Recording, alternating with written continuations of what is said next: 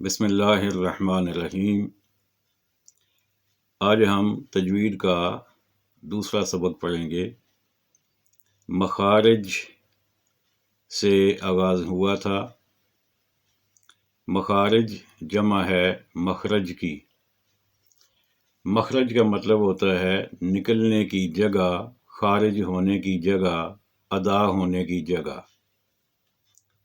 جتنے بھی حروف ہیں، حروف تہجی جنہیں کہا جاتا ہے، ان تمام حروف کے ادا ہونے کے اپنے اپنے مخارج ہیں۔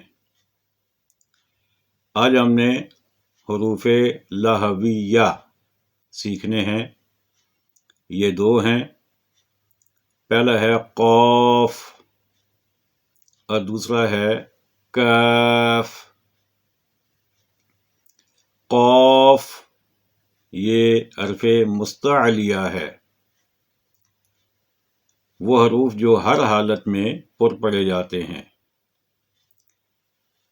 یہ دونوں حروف جو ہیں یہ زبان کی جڑ سے ادا ہوتے ہیں، لیکن قاف زبان کی جڑ اور تالو کے نرم حصہ سے ادا ہوتا ہے، جبکہ کاف یہ زبان کی جڑ اور تالو کے سخت حصہ سے ادا ہوتا ہے۔ قاف، کاف، ان دونوں کی درست ادائیگی اتنی ضروری ہے کہ شاید اس سے پہلے آپ کو اس کا اندازہ نہ ہو۔ میں دو مثالیں آپ کو دوں گا۔ بہت ساری مثالیں دی جا سکتی ہیں، لیکن وقت مختصر ہم رکھیں گے دورانیہ۔ ایک لفظ ہے قال، دو نقطوں والا قاف، جسے ہم نے پر پڑھنا ہے ہر حالت میں۔ قال، اس کا مطلب ہوتا ہے اس نے کہا، یعنی کوئی بھی جو کہنے والا ہے۔ اللہ تعالیٰ بھی اس سے مراد ہو سکتا ہے اور نبی کریم علیہ الصلوۃ والسلام بھی ہو سکتے ہیں۔ کوئی بھی جو سنگل باڈی ہے، مذکر ہے، تو اس کے بارے میں اس نے کہا۔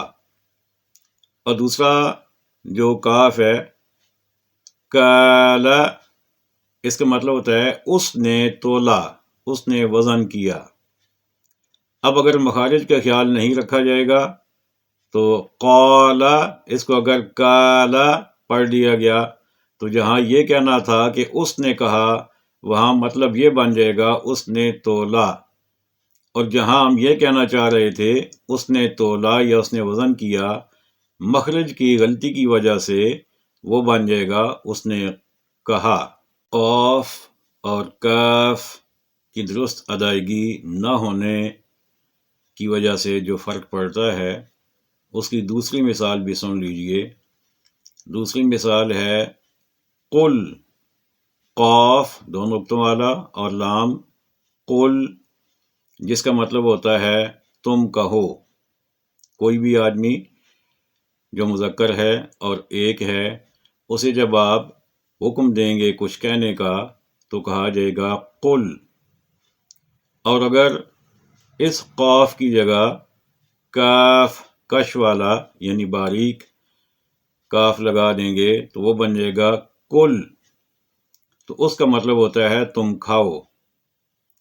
اب دیکھیے کتنا فرق پڑا کہ آپ کہنا یہ چاہ رہے تھے کسی سے کہ تم کہو، لیکن حرف کی ادائیگی درست نہ ہونے کی وجہ سے آپ نے جو لفظ ادا کیا وہ کل ادا کر دیا آپ نے، تو اس کا مطلب بن جائے گا تم کھاؤ۔ اب اس کو آپ یوں سمجھ لیجئے کہ سورۃ الاخلاص میں اللہ تعالیٰ نے فرمایا قل هو اللہ احد، تم کہو کہ وہ اللہ ایک ہے۔ اب اگر کوئی آدمی غلطی سے قاف کی جگہ کاف سے یہ ادا کر دے قل هو اللہ احد، تو مطلب کیا بنے گا؟ کھاؤ کہ وہ اللہ ایک ہے۔ تو آپ خود اندازہ کیجئے کہ کتنا زیادہ نقصان ہے تجوید نہ سیکھنے کا اور مخارج کی درست ادائیگی نہ سیکھنے کا اور اس کا خیال نہ رکھنے کا۔ تو اس لیے ان حروف کی ادائیگی میں بہت زیادہ احتیاط کی ضرورت ہے اور خوب پریکٹس کی ضرورت ہے۔